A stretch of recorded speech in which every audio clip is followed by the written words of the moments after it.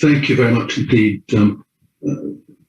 First of all, I don't have a screen to share either, and I can't even put on my cat filter, so you are forced to see my face. If any of you have seen that unfortunate lawyer on the internet who couldn't get his cat filter off, it's certainly gone viral in the West.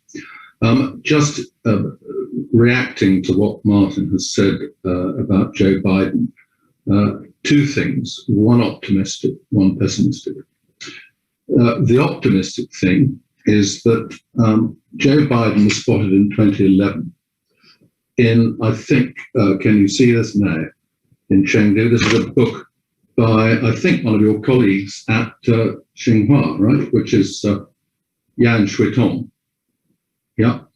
Ancient Chinese Thought, Modern Chinese Power, which is a theme that I think is a recurrent one as to how can ancient Chinese wisdom, to which modern science is just beginning to catch up, be the answer. So glad that he was reading that. Not so good. Where was his vice president's primary fundraiser? It was in the garden of Steve Jobs' widow. And the relationship between the Democrats and Silicon Valley, I think, is much more embedded and incestuous than certainly Donald Trump's eccentric view of that. And what one sees in terms of the competition that is going on, that a lot sail below the surface in the States.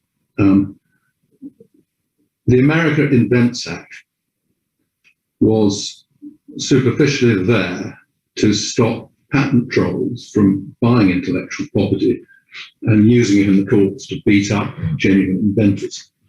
Over a period of time, it became essentially the FANG's company's way of strangling competition. And one of the remarkable things about America is that when you get to the very height of it, it's as corrupt and hypocritical as any nation state on the planet. And you only have to look at the comparative litigation outcomes of Samsung to take up, not something that isn't on the China US axis, but is certainly on the East Asia US axis, to see the way that if it doesn't come out right in the courts, the patent system is used in its favor.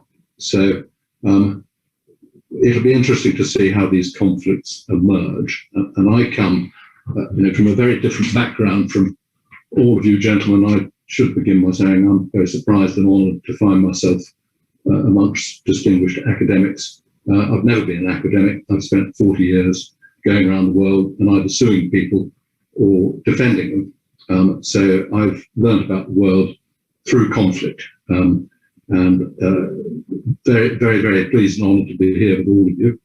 And thank you for that.